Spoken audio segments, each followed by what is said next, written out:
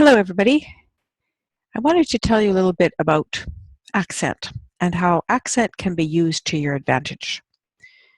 Everybody has an accent, but people who are from the dominant culture in any place generally think that their accent is not there and that other people have the accent. And I'm going to talk to you today about how to deal with accent prejudice in some very interesting ways.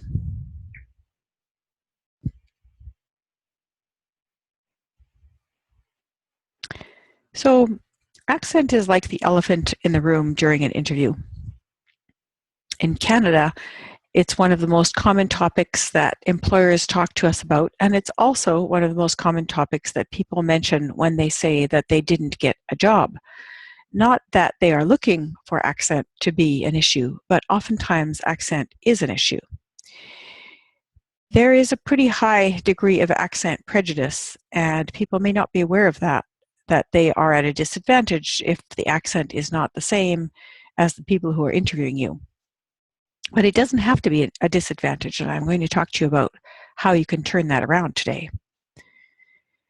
Employers often said that accent was the reason they did or didn't hire somebody, and it was also the reason why people got promoted or did not get promoted.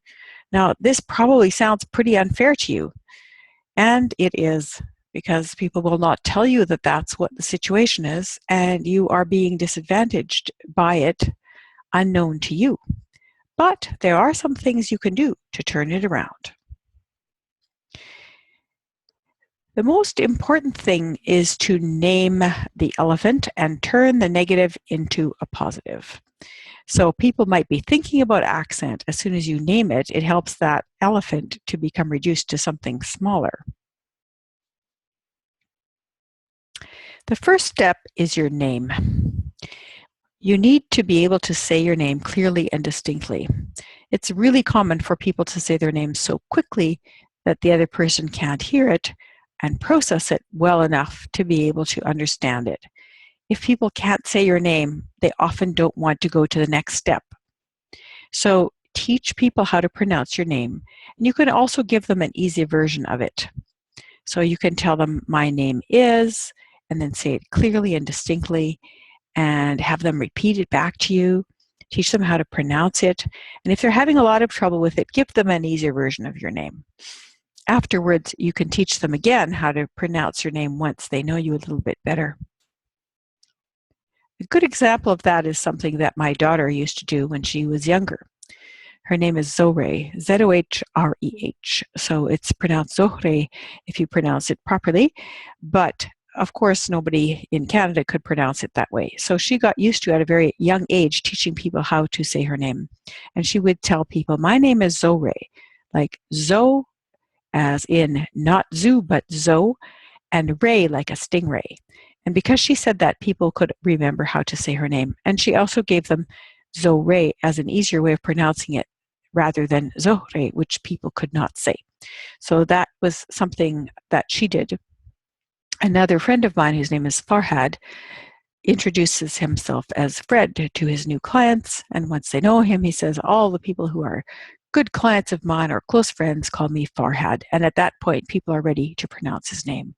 So don't be ashamed of your name, and help people to pronounce it so they can move to the next step of liking, knowing, and trusting you. So this is a little screenshot from the popular series of movies called Harry Potter. And in that series of movies, you see that Hermione is teaching people how to cast a magic spell, and the reason the spells don't work is because people aren't pronouncing the words properly. So she says, pronounce it Leviosa, not Leviosar. And that's exactly what you need to do when you're teaching people how to pronounce your name. And some people have said to me, oh, well, if I do that, then they might be insulted, or I might be making them feel anxious about talking to me. In fact, it reduces the anxiety to show people how to say your name properly. The reason this matters is because you become really memorable in a good way. They remember you and they start to really like you. The next step is to talk about your accent openly. That's called naming the elephant in the room. But do it briefly and then lead to something positive afterwards. So you might start with something like, you probably noticed my accent from, and then you can say the name of your country or your region if you like, whatever suits you. And that's what people are already thinking. They're thinking, ooh, this person has an accent. So you might be thinking, so who doesn't have an accent? You're the people with the accent, which is true because everybody has one. But in order to move forward with your job search or with your promotion, it's a good idea to think about how you can use this to your advantage. So start by saying, you probably noticed my accent from, name it, so that they have heard that you are paying attention. And it matters because people need to be able to work with the accent and openly so that they're not thinking about it all the time. As soon as you name it, they stop thinking about it. So it shrinks the impact because you've named it. So instead of people thinking, this person can't speak the accent, they start to forget about the accent. The accent just shrinks. So then you move directly to your strengths. So you might say, even with my accent, I was the top salesperson in my last company. Or the accent has not stopped me from being the excellent accountant that I am. Or everybody has a different accent. In my last workplace, we all had to get used to speaking with each other and listening to each other, but we ended up being the top team in the country.